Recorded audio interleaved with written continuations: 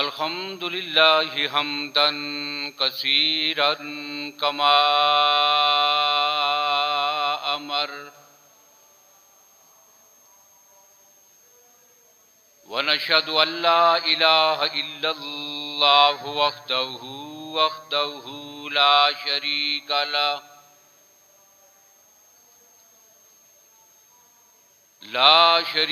लहू फिल खल्क़ि वल अम्र इरगामन लिमन जहद बिही व कफर व नशहदु अन्न सय्यदना व सनदना व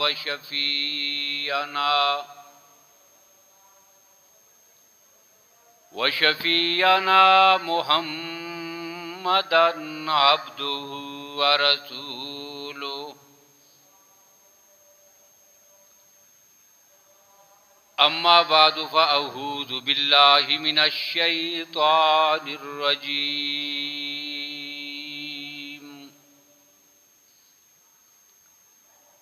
बिस्मिल्लाहिर रहमानिर रहीम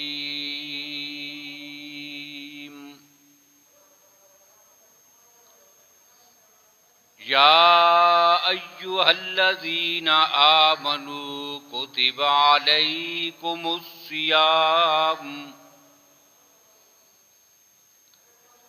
कमा कुतिबा अलल्लज़ीना मिन क़ब्लिकुम लअल्लकुम तत्तकून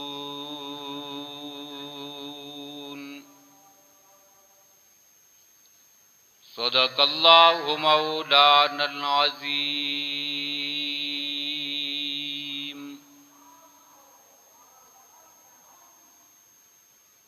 अल्लाहुम्मा सल्लि अला मुहम्मदिन व अला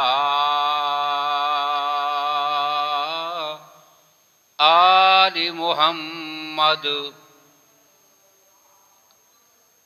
बिअददि मन कहद वक़ाम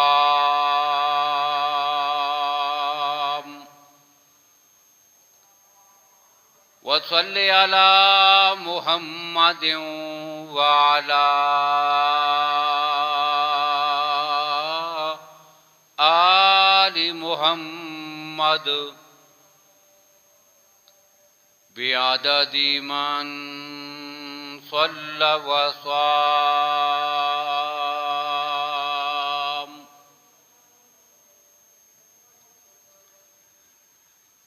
काबिल सद एहतराम बुजुर्गों, भाइयों, अजीज दोस्तों, माह रमज़ानुल मुबारक का पहला जुमा है। इसी मुनासबत से तकरीबन 3 किस्म की बातें आपके सामने अर्ज करनी हैं।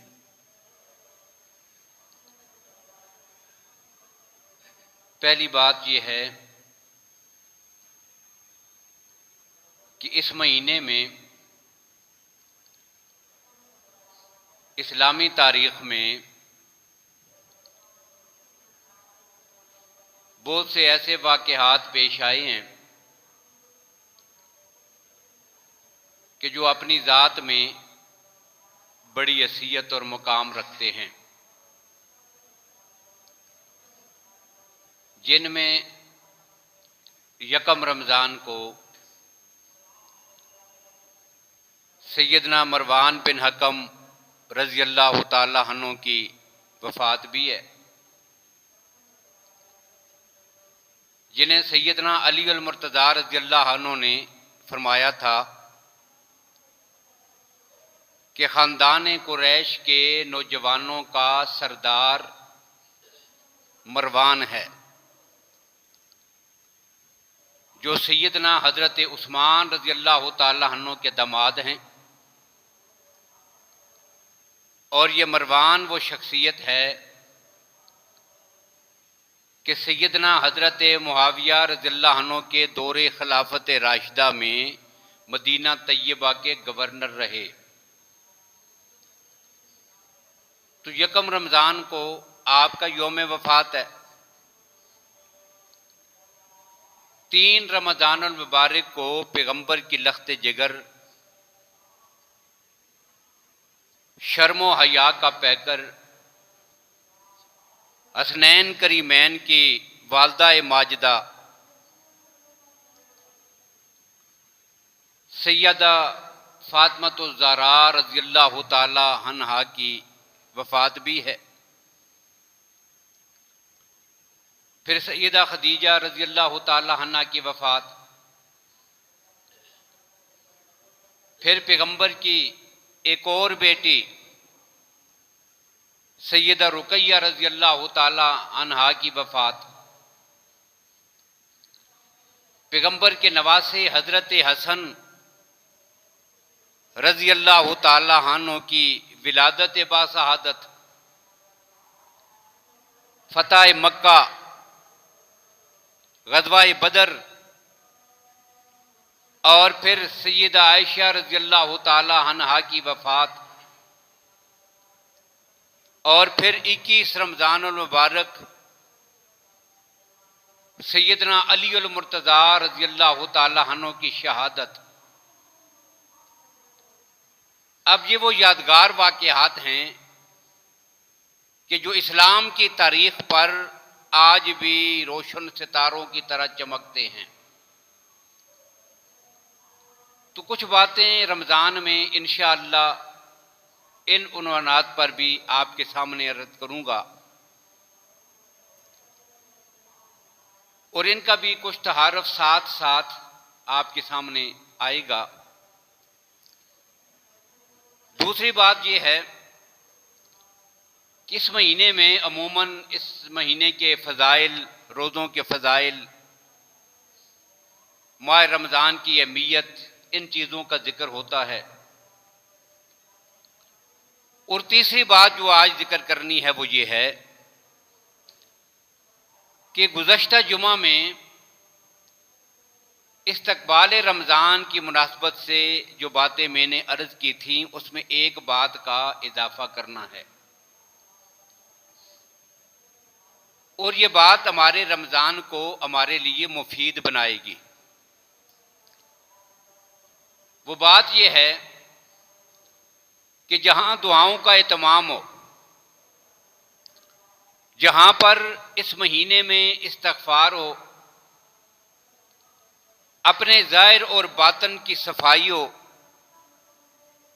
तो तीसरी चीज़ इस महीने में ज़रूरी है सोबतुल अख़यार।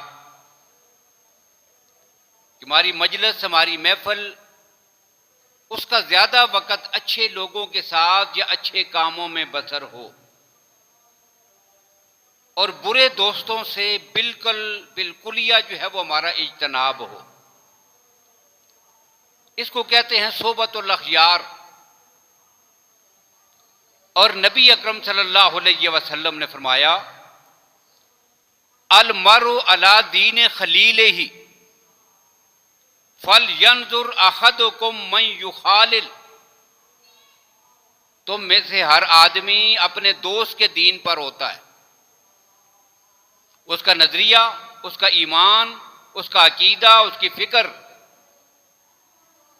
और फिर आगे चलकर उसके अमाल, ये सारे कैसे होते हैं? जैसे लोगों के साथ इंसान का उठना और बैठना होता है। बुरे अकीदे वालों के साथ बैठोगे क्या होगा? आहिस्ता आहिस्ता वो जहर आपके दिलो दिमाग में डालेंगे, और अगर आप गौर करें तो आप देखेंगे कि ये जितने भी गुमराह हो गए हैं नौजवान, चाहे वो मिर्जाई हुए, चाहे वो राफ्ती और शिया हुए, तो ये कैसे हुए थे? मुसलमान के घरों में उन्होंने परवरिश पाई, लेकिन जिन दोस्तों के पास उठना और बैठना था, जिनके साथ महफिल थी, आहिस्ता आहिस्ता पहले शक उनके जहन में पैदा किया, फिर उनके जहन में एतराज़ात उठाए इस्लाम पर, फिर रफ्ता रफ्ता उन्हें इस्लाम से ही बरगश्ता कर दिया, तो ये क्या हुआ, बुरे दोस्तों की महफिल की वजह से उनके अकीदे भी खराब हुए, वो ईमान से हाथ धो बैठे। और साथ ही एक कैफियत बुरी दोस्ती की कि जिसको सब आदमी अच्छी तरह जानते हैं। अब दीन का जो नुकसान है तो इसको हर आदमी शायद इतनी आसानी से न समझ सके, लेकिन दुनिया के मामले को हर आदमी समझता है। दीनदार भी, दुनियादार भी, छोटा भी, बड़ा भी, पढ़ा लिखा भी, अनपढ़ भी। जब बात उसकी दुनिया बिगड़ने की आती है तो फिर इसको हर आदमी आसानी से समझ लेता है। अब अकीदा भी बिगड़ा, नजरिया और सोच भी बिगड़ गई, साथ अच्छे अमाल से भी हाथ धो बैठा। क्यों? बुरे दोस्तों के साथ बैठता था। अब ये ईमान रुखसत हुआ तो नजर किसी को नहीं आया, बताया गया। जिसने गौर किया, जिसने फिक्र किया, जिसके दिल में खुद खुदा का खौफ और डर था, वो समझा। फिर उसने सबको मुतनब्बी किया। अहले इल्म ने हमें बताया। लेकिन जब दूसरी तरफ यही बुरी महफिल थी, बुरे दोस्त थे, उनके साथ बैठा तो दुनियावी एतबार से उसको जो नुकसान हुआ उसको सारी दुनिया अपनी आंखों से देखती है। नशा करने वालों के साथ बैठता है एक आदमी, मनीषात में लग जाता है। ये जितने आगे जो है वो नए नए इस काम में लगते हैं, कैसे लगते हैं? कितने अच्छे, कितने पढ़े लिखे नौजवान, कितने खूबसूरत नौजवान, कितने समझदार लोग, लेकिन जब इस लानत में मुब्तला हो जाते हैं तो न दुनिया के रहते हैं न आखिरत के रहते हैं, अपनी जिंदगी को भी तबाह बर्बाद कर लेते हैं। अब उनकी तबाही को हर फिक्रमंद वालिद, हर फिक्रमंद भाई इस चीज को अच्छी तरह महसूस कर सकता है। और ये सारे मुआशरे में नुकसानात किससे हैं? बुरे दोस्तों की वजह से, बुरे लोगों के साथ बैठने की वजह से।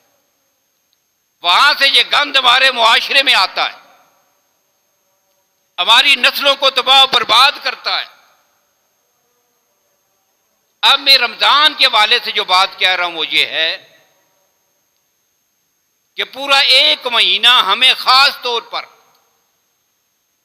अपनी मजलिस, अपनी महफिल, उसको ठीक करने का इंतजाम करना है। अब असल में हमारी जिंदगी सिर्फ एक महीने पर मुनहसर नहीं है, ये बात भी ध्यान में रख लीजिए कि भाई इबादत के लिए हमारे पास क्या है? सिर्फ एक महीना, बाकी 11 महीने जो मर्जी करे। अपने आप को दुरुस्त रखना है सिर्फ एक महीना, अच्छी महफिल में बैठना है सिर्फ एक महीना। नहीं, ऐसी बात नहीं। अब जब इस महीने का तज़किरा और जिक्र होता है तो मकसूद क्या होता है? असल में बताना यह है कि इन सारे कामों के लिए अमली तौर पर जो मशक करनी है, जो तरबियत हासिल करनी है, वो इस महीने में है। रब ने ये महीना रखा इसलिए है। और तरबियत का जो एक महीने का दुरानिया जब खत्म होगा तो बिल्कुल इसी तरतीब के मुताबिक फिर हमने अपनी सारी जिंदगी गुजारनी है। और इस महीने की एक खुसूसियत यह भी है कि नबी अकरम सल्लल्लाहु अलैहि वसल्लम का फरमान है कि जितनी नेकियां हैं उन सब के लिए रोजा वो हैसियत रखता है कि जो किसी घर में दाखिल होने के लिए दरवाजे की हैसियत है। अब ये मस्जिद का सामने दरवाजा है। अब ये मस्जिद कौन सी जगह होती है? जिसमें हम नमाज भी पढ़ते हैं, जिसमें हम अल्लाह का जिक्र भी करते हैं, जिसमें आदमी सारे गुनाहों से महफूज होता है, जिसमें बैठकर जो है वो इंसान अल्लाह की इबादत करता है। लेकिन ये सारी इबादत उसे मुयस्सर तब आती है जब वो क्या करेगा? दरवाजे से अंदर आएगा, फिर नमाज भी पढ़ेगा, फिर जुमात भी उसे मिलेगी, फिर कुरान पाक की तिलावत भी करेगा, जितनी देर बैठा रहेगा जिक्र भी करेगा, और खामोश भी बैठा रहे तो उसका बैठना इबादत में लिखा जाएगा। लेकिन पहले हुआ क्या कि वह दरवाजे से अंदर आया है तो सारी नेकियां उसको मिली हैं। और अल्लाह के नबी सल्लल्लाहु अलैहि वसल्लम ने फरमाया, जितनी अच्छाइयां हैं, आप जो नमाज पढ़ेंगे, आप कुरान पाक की तिलावत करेंगे, आप अल्लाह का जिक्र करेंगे, आप तस्बीहात करेंगे, अपनी नजरों की हिफाजत करेंगे, ये जितनी अच्छाइयां हैं दुनिया में, इनके लिए रोजा एक दरवाजे की हैसियत रखता है। अब जो दरवाजे से दाखिल हो गया ना, अभी सारी बातें खुद ब खुद उसके सामने आती चली जाएंगी। ये फूल सारे उसके सामने खिले हुए हैं, अब चुनता चला जाए। और यही वजह है कि आप देखते हैं कि जैसे ईमान वालों ने रोजा रखा, अब रोजे ने अपना असर दिखाया कि ये सारी इबादतें करने की उसको तौफीक मुयस्सर आ गई है। हर आदमी कोशिश करता है कि नमाज जमात के साथ पढ़े, मस्जिद में पढ़े। हर आदमी जो है वो अपने आप को झूठ से, गीबत से, चुगली से, इन बातों से बचाता है। क्यों? रोजा रख लिया है। तो सारी इबादत के लिए दरवाजा रोजा है। और ये फर्ज रोजा अल्लाह ने रमजान के महीने का अपनी नबी की सुन्नत को अता फरमाया है। तो ये सीखने का और तरबियत का महीना है। अल्लाह के नबी सल्लल्लाहु अलैहि वसल्लम ने फरमाया, सोबतुल अखयार, हर आदमी अपने दोस्त के नजरिए और फिक्र पे होता है। फल यंजुर अहदुकुम मन युखालिल, इसलिए हर आदमी को सोचना चाहिए कि अपना दोस्त किसको बना रहा है। और ये सोबत का, अच्छी सोबत का असर कितना होता है, अब जरा उसको आप देखें। बुखारी और मुस्लिम शरीफ में एक हदीस है, नबी अकरम सल्लल्लाहु अलैहि वसल्लम फरमाते हैं, ये और ये हदीस है हजरत अबू सईद खुदरी रजी अल्लाह तआला अन्हु की। कहते हैं अल्लाह के नबी सल्लल्लाहु अलैहि वसल्लम ने हमारे सामने बनी इसराइल का एक वाकया जिक्र किया है। अब वाकये को जिक्र किया अल्लाह के नबी सल्लल्लाहु अलैहि वसल्लम ने, उसे रवायत फरमाया हजरत अबू सईद खुदरी रजी अल्लाह तआला अन्हु ने। और यह हदीस मौजूद है बुखारी शरीफ में भी और मुस्लिम में भी। अब वाकया क्या है कि अल्लाह के नबी सल्लल्लाहु अलैहि वसल्लम ने फरमाया, वो मशहूर वाकया, बनी इसराइल के एक आदमी ने 99 कत्ल किए थे, एक कम 100 कत्ल, इतना बड़ा मुजरिम है। फिर उसके ज़हन में ख्याल हुआ कि अब बस करनी चाहिए, तौबा कर लूं। तो किसी आदमी से मसला पूछने के लिए चला गया, मेरी तौबा है। उसने कहा कि नहीं, तेरी तो कोई तौबा नहीं है, जाओ निकलो यहां से, जल्दी निकलो यहां से। अगर मेरे पास बैठे रहोगे तो मुमकिन है ये छत मुझ पे गिर पड़े तेरे जुर्म की वजह से, निकलो यहां से। अब उसने कहा चलो निकलता तो बाद में हूं, लेकिन तेरा काम पहले कर देता हूं। उसको भी कत्ल कर दिया। अल्लाह के नबी सल्लल्लाहु अलैहि वसल्लम फरमाते हैं 100 कत्ल किए थे उसने, लेकिन दिल में जो एक बात उठी थी, तौबा करूं, किसी और के पास पूछने के लिए चला गया। अब अल्लाह के एक नेक बंदे ने उसे रास्ता दिखाया। वो रास्ता क्या दिखाया कि फलां जो बस्ती है उसमें चले जाओ। अब वहां जाने की खुसूसियत क्या थी, इससे पता चलता है कि अच्छे लोगों की सोबत का असर क्या होता है। अब उस शहर की खुसूसियत बताई, फ़इन्न बिहा उनासन याबुदून अल्लाह फ़अब्दिल्लाह मअहुम, वहां अल्लाह के नेक बंदे हैं, अल्लाह की इबादत करने वाले लोग हैं, उनकी महफिल में जाके बैठो, उनके साथ मिलकर अल्लाह की इबादत करो, अल्लाह तुम्हारी तौबा को कबूल कर लेगा। अच्छे लोगों की महफिल में बैठने को कहा। साथ एक और जुमला भी कहा। दूसरा जुमला क्या था? वला तर्ज इला अर्जिक, वापस अपने इलाके में लौट के ना आना। क्यों? यह बड़ा गलत इलाका है, गलत महफिल के बिल्कुल करीब भी ना आना, अच्छे लोगों की महफिल में बैठे रहना, अल्लाह तेरी तौबा को कबूल कर लेंगे। अब ये है जी अच्छे लोगों की सोबत का असर। और अल्लाह के नबी सल्लल्लाहु अलैहि वसल्लम फरमाते हैं जैसे वो निकला ना उस बस्ती की तरफ, अभी चंद कदम चला था कि उसकी मौत आ गई। वहां जाकर इबादत का मौका नहीं मिला, अल्लाह के नेक बंदों से मिला नहीं, पहले ही मौत वाक़ई हो गई। अब क्या हुआ? फ़ख्तसमतिल मलाइका, फरिश्ते आपस में झगड़ने लगे। जन्नत वाले फरिश्ते कहते हैं हम इसको जन्नत की तरफ लेके जाएंगे, जहन्नम की तरफ ले जाने वाले फरिश्ते कहते हैं इसकी रूह को सिज्जीन में ले जाया जाएगा, हम जहन्नम की तरफ लेके जाएंगे। इसने तो 100 कत्ल किए थे। उसने कहा नहीं, तौबा का इरादा तो कर लिया था। अब जब फरिश्तों का आपस में इख्तलाफ हुआ, अल्लाह ने फैसला फरमाया है। और फैसला क्या कि मेरे फरिश्तों जमीन की पैमाइश कर लो, अगर ज्यादा चल के आया था तो जन्नत वाले ले जाएं, और कम चल के आया है तो जहन्नम वाले ले जाएं। अब ज़ाहिर जो चल के आया था वो चांदी कदम चला था और बाकी तो ज्यादा मुसाफत रहती थी। अब क्या हो? अल्लाह के नबी सल्लल्लाहु अलैहि वसल्लम का एक फरमान है बुखारी शरीफ में, हदीस कुदसी है। अल्लाह की जात फरमाते हैं मन तानी यमशी अतैतुहु हर वाला तन, दुनिया के लोगों जो मेरी तरफ चल के आता है, मैं अपने उस बंदे की तरफ दौड़ के आता हूं।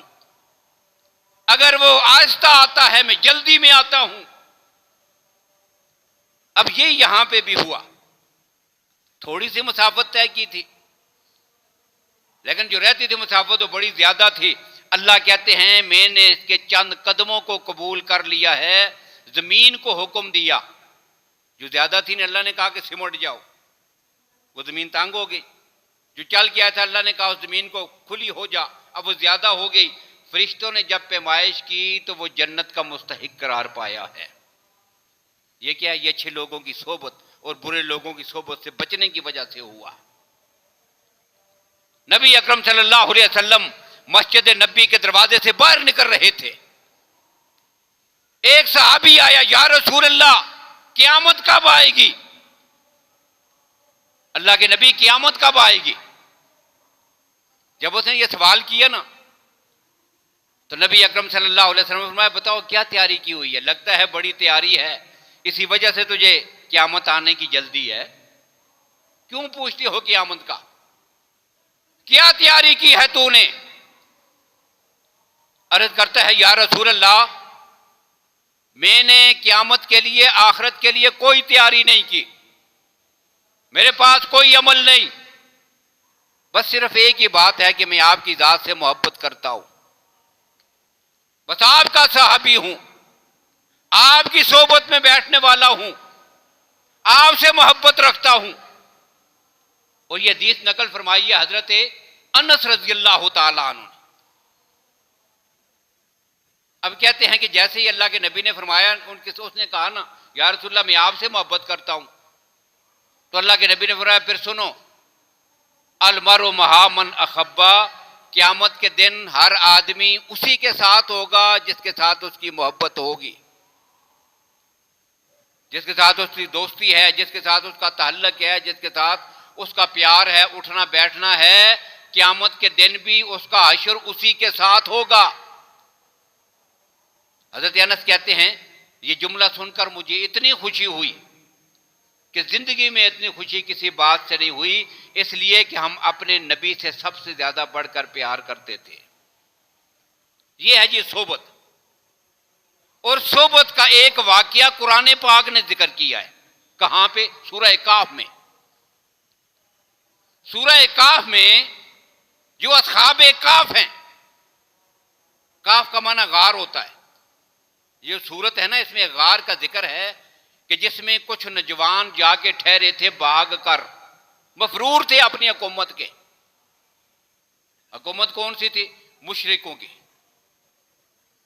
मुशरिकों की हुकूमत है, अकायद पे और नजरियात पे पाबंदी है, किसी को सही अकीदा अपनाने की और उसके इजहार करने की इजाजत नहीं है। बादशाह अपनी सोच और फिक्र उन पे मुसल्लत किए हुए है, उनको अपनी इबादत करवाता है और अपनी बात जबरन उनसे मनवाता है। अब ये बादशाह था जिसका नाम दकियानूस था। आज भी आप जब कहते हैं ना किसी को, वो जी बड़े दकियानूस किस्म के लोग हैं, एक बात आप कहा करते हैं, सुनते भी हैं, बड़े दकियानूस हैं जी। तो दकियानूस का माना होता है इतना तंग नजर कि अपनी बात के अलावा हक बात सुनना उसको सिरे से गवारा ही ना हो। ऐसा खबीस और जालिम किस्म का जो हुक्मरान होता है उसको दकियानूस कहते हैं। अब ये बादशाह मुशरिक था, सजदा करवाता था, उसके दरबार के ये शहजादे थे, नौजवान थे, वहां पे मुलाजमत करते थे। अब इन्होंने कहा कि ये तो बड़ा खबीस आदमी है, अल्लाह के सिवा हम किसी की इबादत क्यों करें, लिहाजा यहां अगर इजाजत नहीं है तो हम इस इलाके को छोड़ के बाग ही क्यों ना जाए। चुनांचे वो बाग खड़े हुए, इनको कहते हैं जी अस्हाब काफ। अब इनके नाम पर कुरान पाक की वो पूरी सूरत है, इन्नहुम फितयतुन आमनू बिरब्बिहिम वज़िदनाहुम हुदा वरबतना अला कुलूबिहिम इज़ कामू फ़क़ालू रब्बुना रब्बुस समावाति वल अर्ज़। अल्लाह के सिवा हमारा कोई इलाह नहीं है, उसके सिवा कायनात में कोई रब नहीं है, उसके सिवा कोई हाजत रवा और मुश्किल कुशा नहीं है, सजदों और इबादत और बंदगी के लायक नहीं है, और उसके सिवा कायनात में कोई भी ऐसा नहीं है कि जिसके बताए हुए बात को कानून और दस्तूर करार दिया जाए। हम सिर्फ अपने रब के अहकाम को अपने लिए कानून और दस्तूर मानते हैं। अब ये उनकी सोच और नजरिया था। अब उन्होंने आपस में तय किया चलो भाग जाते हैं। अब पहली बात तो यहां पे ये हुई कि वो तो मुलाजम थे 6-7 आदमी नौजवान, लेकिन उनको खाना खिलाने वाला जो बावर्ची था ना, वो भी उनके साथ उठता बैठता था। इन नौजवानों के पास वो बावर्ची भी आगे बैठ जाता, गपशप होती। अब अल्लाह ने इनकी सोबत की वजह से उसे भी ईमान की दौलत अता कर दी थी। अब सोबत का एक असर यहां से जाहिर हुआ, तौहीद वालों के साथ बैठा तो तौहीद मुयस्सर आई है, मुशरिकों के साथ बैठोगे तो मुशरिक बन जाओगे। अब ये मसला यहां से हुआ, और जब वो जाने लगे तो बावर्ची भी साथ निकल खड़ा हुआ, और बावर्ची का एक कुत्ता भी था, फिर कुत्ता साथ गया है, जिसे अस्हाब काफ का कुत्ता कहते हैं। वकल्बुहुम बासितुन ज़िराही बिल वसीत, कुरान पाक में जिस कुत्ते का जिक्र है ये अस्हाब काफ का कुत्ता है। अब जैसे ही वो अपने इलाके से रात को निकले, कुत्ता भी पीछे दौड़ने लगा। बावर्ची जो जा रहा था और कुत्ता बावर्ची का था। अब कुत्ता अपने मालिक को छोड़ता नहीं, पीछे ही दौड़ता है। अब वो सारे डर गए कि अगर ये भी साथ आया तो पकड़े जाएंगे, कहीं बोलेगा, कहीं आवाज निकालेगा, कोई देखेगा। इंसान है, हम तो छुप जाते हैं, ये छुपेगा नहीं, सामने ही आएगा तो हम भी साथ पकड़े जाएंगे।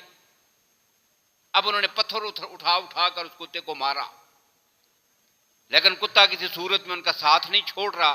और तफसीर कशाफ में, तफसीर खाजन में, तफसीर कुर्तबी में इमाम कुर्तबी रहमहुल्लाह सब ने लिखा कि अल्लाह के नबी सल्लल्लाहु अलैहि वसल्लम फरमाते हैं, हजरत काब रज़ियल्लाहु अन्हु की रवायत है, अल्लाह ने उस कुत्ते को बोलने के लिए जुबान अता कर दी।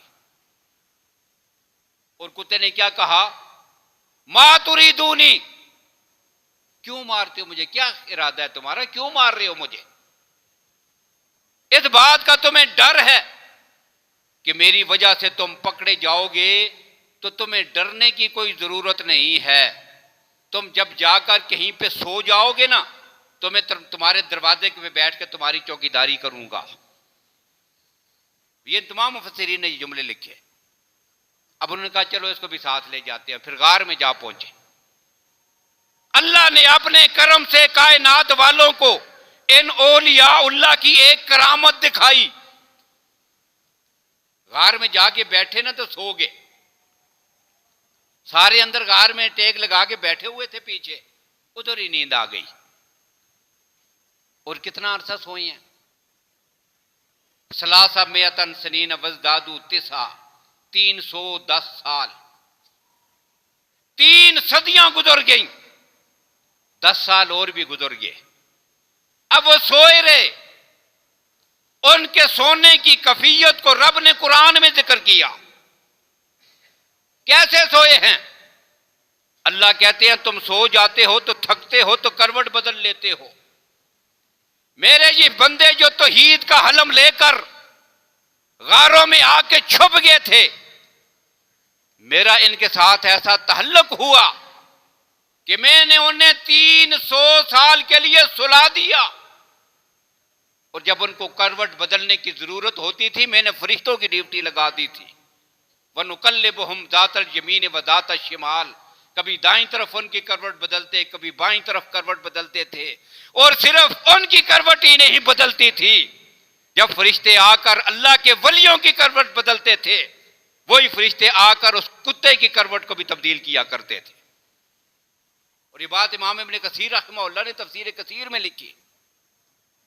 इस्ताइक़ज़ू, जब वो सोते थे, इस्ताइक़ज़ माअहुम, कुत्ता भी उनके साथ सो जाता था। जब वो जागते थे, कुत्ता भी उनके साथ जाग जाता था। फलम्मा मातू माता माअहुम, जब तुम सब की वफात हो गई तो कुत्ता भी उसी दिन मर गया।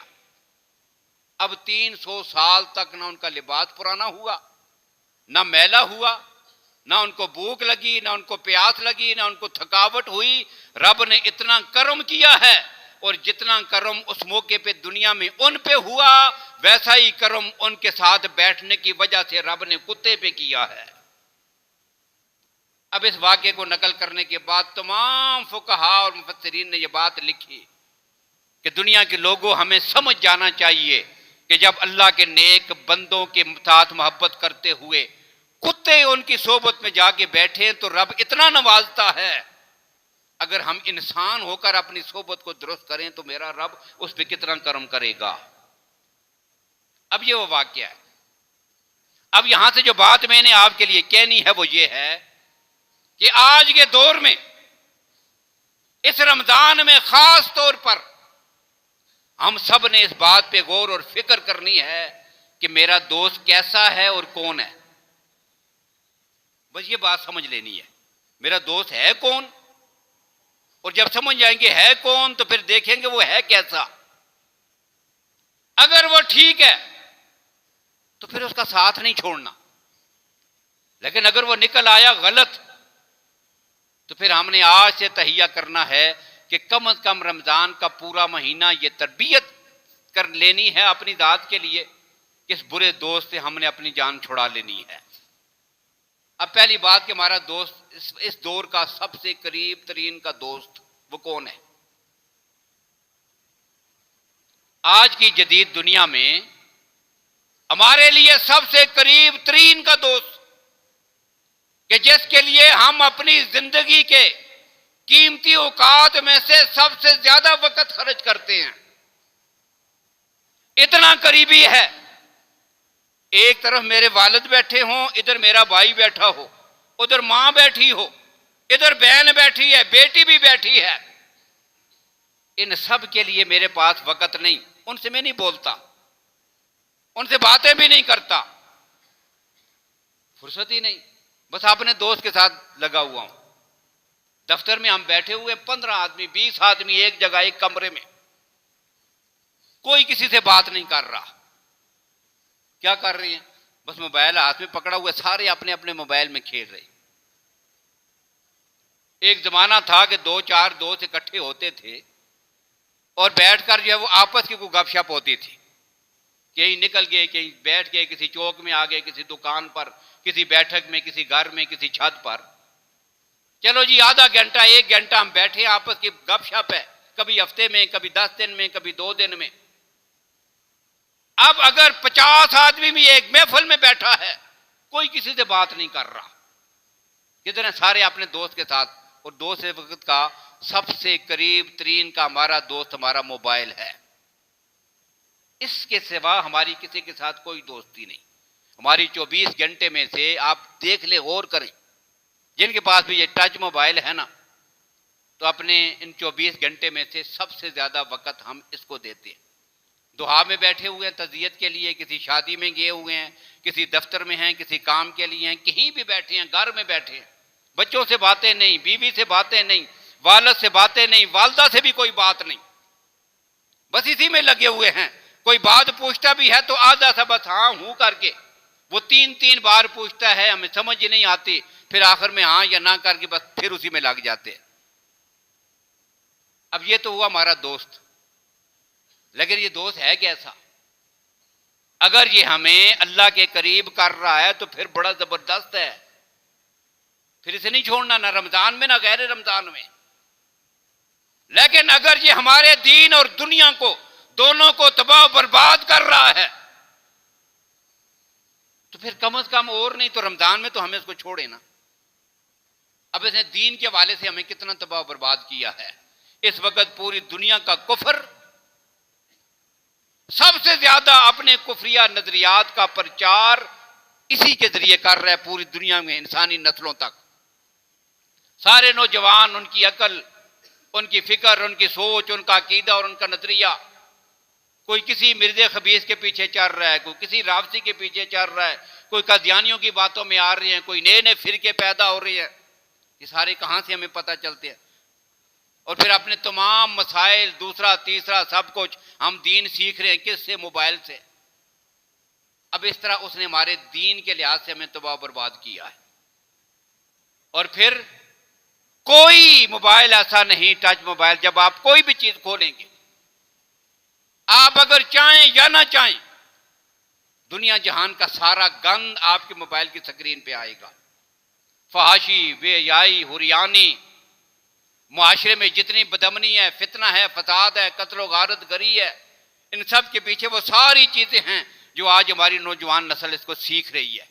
और कितना जिंदगी का कीमती वक्त, और फिर रमजान का के औकात, भाई वक्त गुजारी के लिए हम क्या करते? मोबाइल में लगे रहते, मोबाइल में। तो इसलिए इस्तकबाल रमजान में जो बुनियादी और उसूली बात है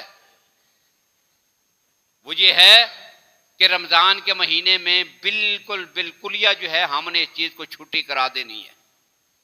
कोई पैकेज ना करें, जरूरत के लिए कोई कॉल करनी है 1 मिनट 2 मिनट की, वो कॉल करे, वो कॉल सुने, और कॉलें सुनता करता भी बहुत कम है कोई।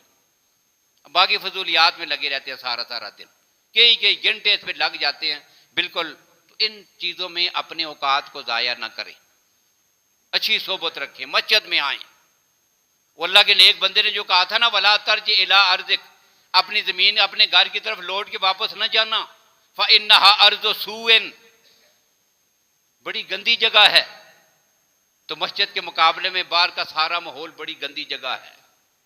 इसलिए कोशिश करें कि ज्यादा वक्त हमारा रमजान में कहाँ पे गुजरे? मस्जिद में, कुरान पाक की तलावत में, जिक्र में, इबादत में। और मैंने गालबन पिछले जुमे को भी कहा था कि 720 घंटे होते हैं महीने में, उनमें से अगर 8 घंटे भी रोजाना हम सो जाएं ना तो फिर भी 480 घंटे बनते हैं। इन 480 घंटों में हम गौर करें कि हमने इबादत कितने घंटों में की है। फिर रोजाना थोड़ा थोड़ा जो है वो हम आखिर की सूरतें हैं वो याद कर लें, मसनून दुआएं, चलने फिरने, उठने बैठने, मामूलात की, रमजान में इन चीज़ों को याद करें। फिर रमज़ान के फ़ज़ाइल और फ़ज़ाइल अमाल और फ़ज़ाइल रमज़ान, इसका मुताला करें। तो इन औकात को हम ज़ाया ना करें। और इस तरतीब से अगर 1 महीना हमने सही तरबियत कर ली, भाई कहीं ट्रेनिंग के लिए आदमी जाए, 1 महीने की तरबियत है, ट्रेनिंग के लिए जा रहा, अब वहां जाकर पूरी दिलचस्पी से अगर वो ट्रेनिंग लेता है ना तो उसके जरूर कुछ ना कुछ उसके पल्ले पड़ेगा, फायदा होगा उसको। लेकिन वहां जाके कैंप में या कमरे में सोया ही रहे और अपने खेल कूद में, घूमने फिरने में लगा रहे, तो ये 1 महीना नहीं 1 साल की मशक और ट्रेनिंग भी उसके लिए कम है, कोई हैसियत नहीं रखती। इसलिए यह महीना तब ही हमारे लिए फायदेमंद होगा कि जब हम इसको फजूल कामों में ज़ाया करने की बजाय अल्लाह की इबादत में, ज़िक्र में, अज़कार में, अपनी ज़ुबान को फजूलियात से बचाने में, अपनी नज़रों की हिफाजत में, इन चीज़ों में बसर करें।